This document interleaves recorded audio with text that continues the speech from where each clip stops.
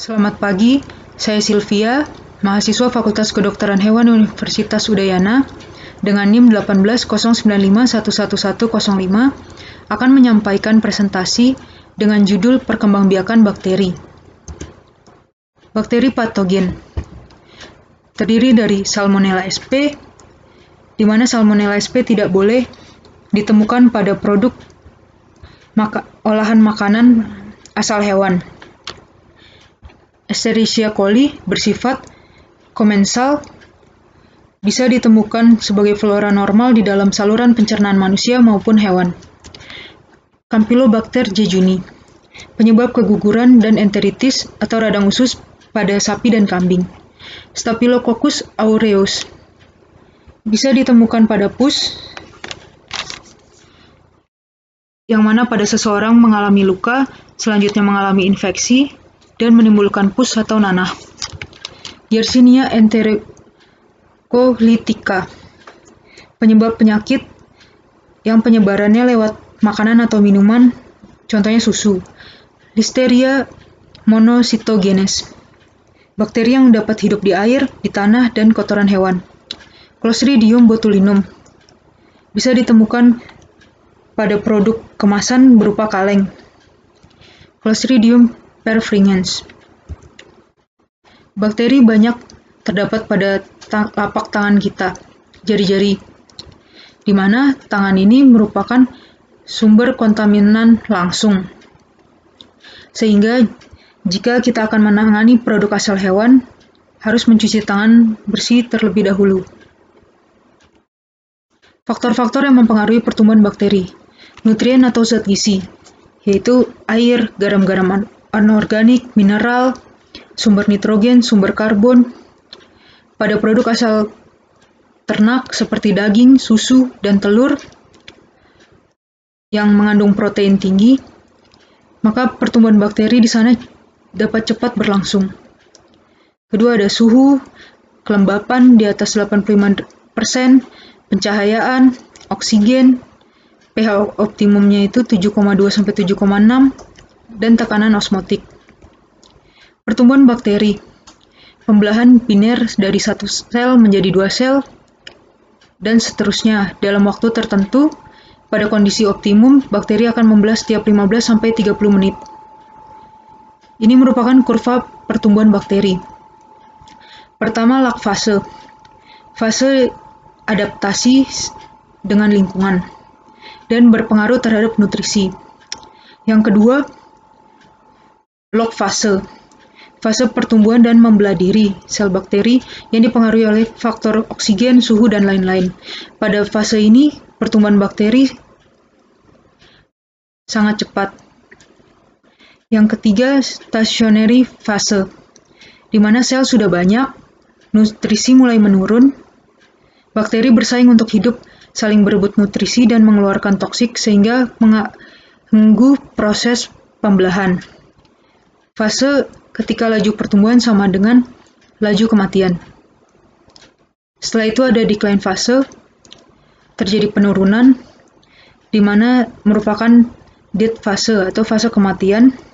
Laju kematian ini lebih tinggi dari laju pertumbuhan. Ekologi mikroba. Mikroba dari mana-mana, udara, air, makanan, tanah, manusia, di permukaan alat.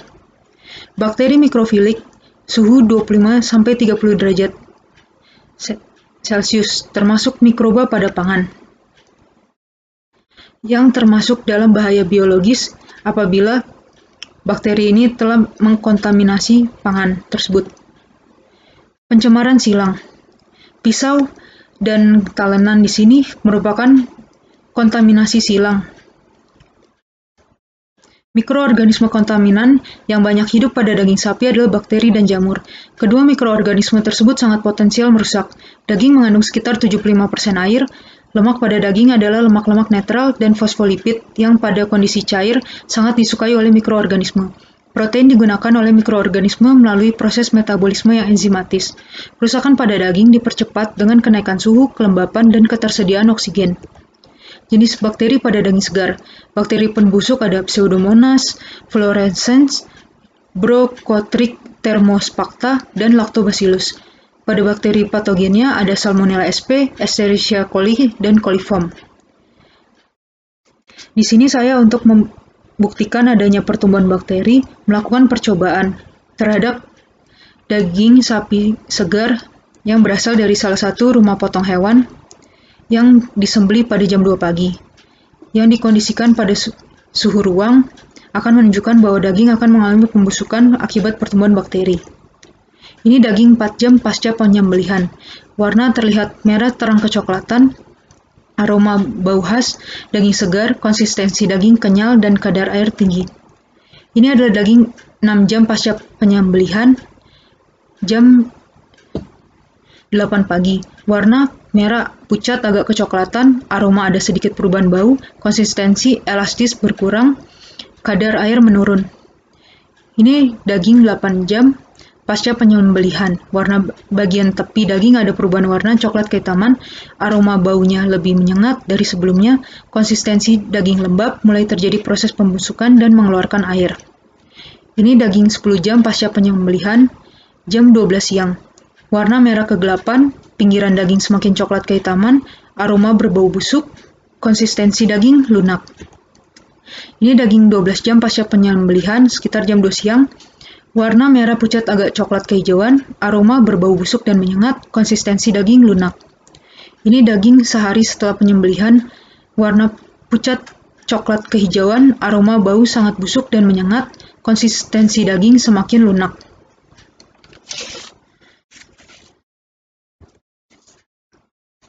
Dalam beberapa jam pengamatan tersebut dapat dikatakan bahwa apabila daging dikondisikan pada suhu 5–50 derajat Celcius merupakan zona bahaya, di mana akan terjadi pertumbuhan bakteri secara cepat. Pada suhu di bawah 5 derajat Celcius, bakteri akan tidur dan tidak dapat berkembang biak. Pada suhu di atas 57 derajat Celcius, merupakan suhu pemanasan, maka bakteri pada daging akan mati.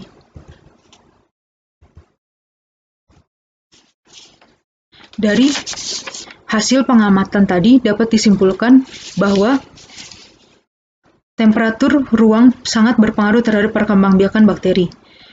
Penempatan daging di suhu zona bahaya atau danger zone 5–57 derajat Celcius dapat mempercepat proses pembusukan daging. Perubahan warna, aroma, dan konsistensi daging menunjukkan adanya perubahan kualitas daging. Ini semua merupakan kesimpulan dari perkembangbiakan bakteri. Sekian presentasi dari saya. Terima kasih dan selamat pagi.